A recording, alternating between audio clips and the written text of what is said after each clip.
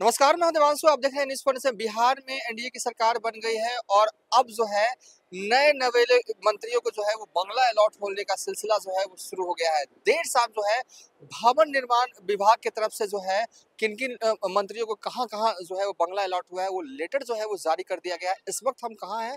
हम हैं तेज प्रताप यादव जो पूर्व विधायक हो चुके हैं उनके आवास के बाहर। लेकिन अब ये आवास के गेट के बगल में जो लिखा हुआ भी है कि तेज प्रताप यादव पूर्व मंत्री बिहार सरकार। लेकिन अब जो है ये बंगला जो है अलॉट हुआ है मंत्री लखिंदर पासवान को, यानी कि तेज प्रताप यादव से ये सरकारी बंगला जो है वो छिन गया है। इसके अलावा भी कई नेताओं को, कई मंत्रियों को जो है वो बंगला आवंटन जो है वो कर दिया गया है। एकदम बिल्कुल एक्टिव मोड में इस बार सरकार नजर आ रही है। होता है कि नई सरकार बनने के बाद 8 दिन, 10 दिन, 20 दिन, 1 महीने का देरी होती है, 1 महीने लग जाते हैं नए बंगला अलॉट होने में, लेकिन ऐसा नहीं है। इस बार सरकार फुल एक्टिव मोड में है क्योंकि बिहार की जनता ने जो जनादेश दिया है, उस जनादेश के हिसाब से जो है काम और तेजी से करना है, बड़ी ज़िम्मेदारी है। और तेज प्रताप यादव का ये सरकारी बंगला अब अलॉट हो चुका है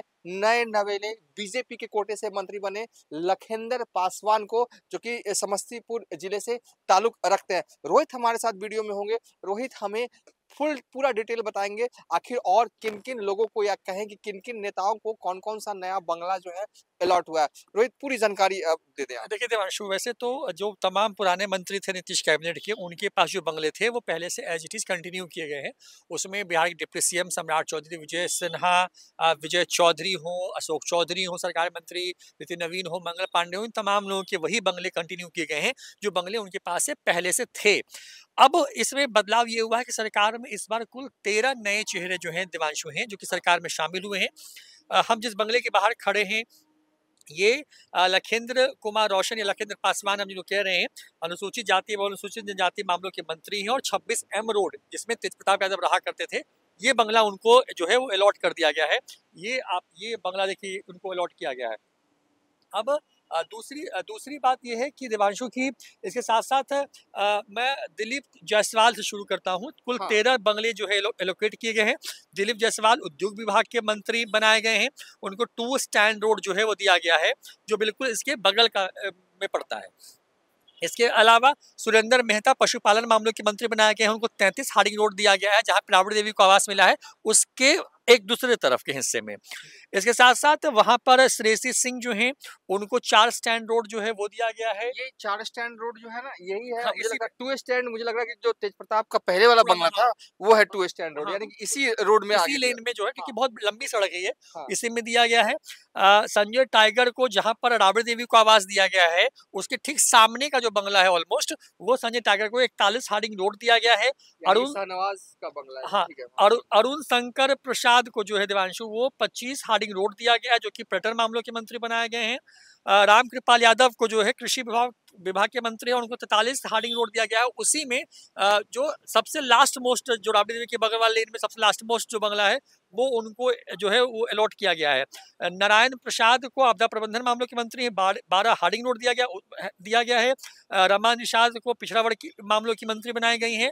3 सर्कुलर रोड जो है वो दिया गया है, यानी कि राबड़ी देवी का जो आवास मौजूदा 10 सर्कुलर रोड है, उसी लेन के एक हिस्से पे जो है उनको आवास आवंटित किया गया है। इसके साथ-साथ लखिंद्र कुमार रोशन को तो ये बंगला दिया गया जो हम दिखा रहे हैं तस्वीरों में। साथ-साथ प्रमोद कुमार जो हैं सहकारिता मामलों के मंत्री बनाए गए हैं, तथा वन एवं पर्यावरण विभाग भी इनके पास है। इनको 27 हार्डिंग रोड दिया गया है। संजय कुमार गन्ना उद्योग मामलों के मंत्री हैं, चिराग पासवान की पार्टी से बनाए गए हैं। उनको जो है वो दिया गया है 21 हार्डिंग रोड। और संजय कुमार सिंह, ये भी जो है चिराग पासवान की पार्टी से आते हैं, और इनको 13 हार्डिंग रोड जो है वो दिया गया है। ये लोक स्वास्थ्य अभियंत्रण मामलों के मंत्री हैं। और दीपक प्रकाश, जो कि उपेंद्र कुशवाहा के बेटे हैं, पंचायती राज विभाग के मंत्री बनाए गए हैं। उनको लेकर बहुत कंट्रोवर्सी चली, हालांकि उसके बाद उपेंद्र कुशवाहा ने खुद मोर्चा संभाला, बयान दिए। उनको इस बंगले के जो है 2 बंगले बाद जो है वो 24 एम रोड जो है स्टैंड रोड जो है वो दिया गया है। यानी कि ये बंगला, उसके बीच में एक बंगला और उसके बाद एक अंतिम बंगला है। हाँ। तो इस तरीके से कुल 13 मंत्री जो नए बनाए गए सरकार में, देवांशु, जो पहली बार इस सरकार में इस कैबिनेट के मंत्री हैं, उनके लिए 13 नए बंगले बनाए गए हैं।